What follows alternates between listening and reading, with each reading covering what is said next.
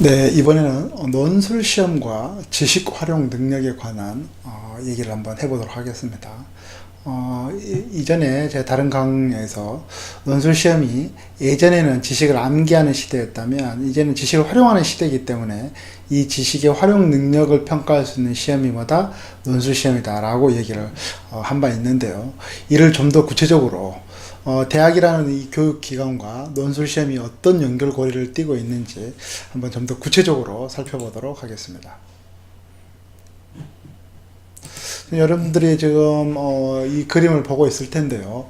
가급적이면 좀 쉽게 간단하게 간략하게 여러분들한테 이해를 구할 수 있도록 그림을 좀 저희가 보여드리기 때문에 이 그림만으로 충분히 왜 과연 대학에서 이 논술이 중요하고 대학에서는 또 우수한 인재를 왜 논술시험을 통해서 확인하고자 하는지를 여러분들이 조금 이해가 되면 훨씬 더 논술시험에 대한 집중도가 높아질 수 있겠죠. 논술시험이라는 거는 지식을 여러분들이 집어넣어서 그걸 아웃풋으로 활용할 수 있는 능력을 평가하는 게 논술시험이라고 했습니다. 그래서 논술시험이라는 거는 실제 여러분들이 문제를 접하게 되면 어떤 형태로 나와 있냐면 어떤 타인의 학문적 소양, 즉 제시문을 타인의 글, 제시문을 요약해서 그걸 해석해보고 혹은 평가해보고 이러한 요약과 해석과 평가를 통해서 결국에는 뭐다? 이렇게 자기 주장을 끄집어내는 형태, 이게 바로 뭡니까? 논술시험이라고 여러분들이 생각을 해주시면 됩니다. 그래서 어느 대학 같은 경우에는 문제가 두 문제다 그러면 1번은 요약, 2번은 자기주장. 어느 대학은 문제가 세 문제다 그러면 1번은 요약, 2번은 해석이나 뭐 평가, 또 3번은 자기주장. 그래서 큰 틀에서 논술은 뭐다? 타인의 글을 요약해서 나의 언어로 받아들이고 그걸 뭐다? 다시 재활용해서 자신의 주장으로 이끌어내는, 이게 바로 논술시험의 과정인 것입니다. 그런데 이 논술시험의 이 디테일한 과정이 대학 4년 동안에 우리가 학문을 배우는 대학의 과정과 거의 비슷하다는 겁니다. 즉 여러분들이 대학을 가게 되면요 레포트라는 것을 쓰게 되죠. 그런데 이 레포트가 바로 뭐에 해당되는 겁니까? 이 요약에 해당되는 겁니다. 예를 들어서 어느 텍스트 책 한 권을 교수님이 우리에게 과제로 내주죠. 이걸 뭐 A4 용지 한 4, 5매 정도로 요약해서 레포트로 제출해라 하게 되면은 그게 타인의 학문을 나의 언어로서 의미화할 수 있는지 그 능력을 보는 게 바로 여기 있는 이 레포트와 요약에 관련된다는 것으로 보면 됩니다. 그래서 이렇게 레포트로 요약을 어느 정도 일정 기간 동안에 여러분들이 과제로서 받고요. 그리고 중간고사나 이제 기말고사를 보게 되는데 중간고사와 기말고사 때 여러분이 뭘 묻습니까? 바로 이 자기주장을 여러분들한테 묻는 과정이라고 보면 됩니다. 쉽게 표현하면 레포트는 요약의 과정, 그 다음에 여러분들의 주장을 답안으로 써내는 중간고사, 기말고사는 뭐다? 자기주장의 과정이라고 보고 그 중간에 뭐다? 해석과 평가는 요약이라든지 자기 주장에 다 포함이 된다고 볼 수 있겠죠. 그래서 결국은 이러한 대학의 학문을 배우는 과정도 우리가 뭐다?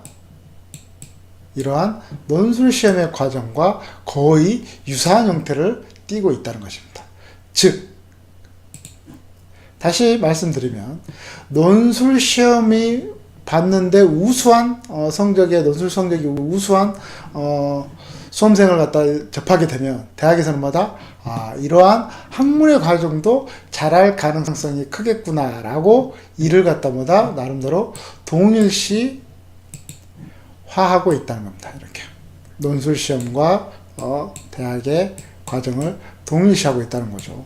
그래서 논술시험의 기본 원리인 타인의 지식을 요약해서 그걸 해석평가하고 자신의 주장으로 활용, 아웃풋으로 이끌어낼 수 있는 이 과정처럼 대학에서 배우는 우리가 학문의 과정도 타인의 지식을 나의 언어로 받아들이고 그걸 해석평가해서 새로운 나의 자기 주장으로서 교수님에게 중간이나 기말고사를 통해서 검증을 받는 이 학문의 과정, 이 두 개가 이렇게 서로 연결고리를 띈다는 것입니다.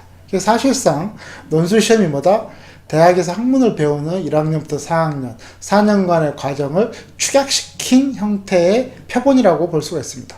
그래서 논술시험을 잘 치르는 수험생은 대학 과정도 학문의 과정을 잘 소화할 가능성이 크다라고 보는 거고, 실제로 각 대학마다 논술로 입학한 수험생들의 결과를 봤더니 실제 대학 과정을 올바르고 성실하게 잘 따라간다는 거죠. 그래서 논술시험이 단순하게 누가 더 글을 잘 쓰느냐 못 쓰느냐 이걸 판단하는 게 아니라 학문이라는 대학의 본연의 그 목적에 충실한 수험생을 선택하는 데 있어서 이 논술시험만큼 정확도가 높은 게 없다라고 본다는 거죠. 그리고 실제로 논술시험은 객관식 시험이 아니기 때문에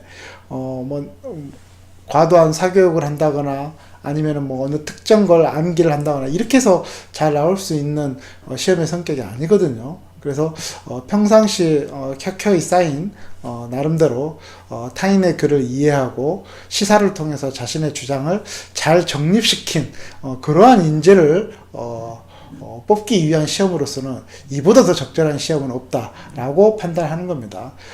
대학 입시나 아니면 편입학 시험에서 여러 가지 선발하는 과정이 있는데요. 그 중에서 논술시험이 가장 대학에 걸맞는 인재를 갖다 뽑는 데 있어서 그거에 대한 나름대로 정확도가 아주 높은 시험 종류의 하나이다 라고 보면 되겠습니다. 그리고 또 여기 한 가지 또 덧붙인다면, 실제 여러분들이 뭐 고등학생들 같은 경우도 그러고 대학생 편입 보는 학생들도 마찬가지겠지만 논술 외에 다른 과목 같은 경우에는 실제 대학 입학에서 크게 써먹을 게 없습니다. 뭐 영어 같은 경우를 예를 들면은 대학 과정에서는 실제적으로 여러분들이 써먹을 수 있는 영어로 다시 공부를 해야죠. 점수를 높인다는 그 자체로 만족을 하는 게 아니라 실제 생활에서 내가 커뮤니케이션을 할 수 있는 영어를 하는 게 중요하기 때문에 입학 선발 과정으로서의 영어 점수가 큰 의미는 없습니다. 대학 가서.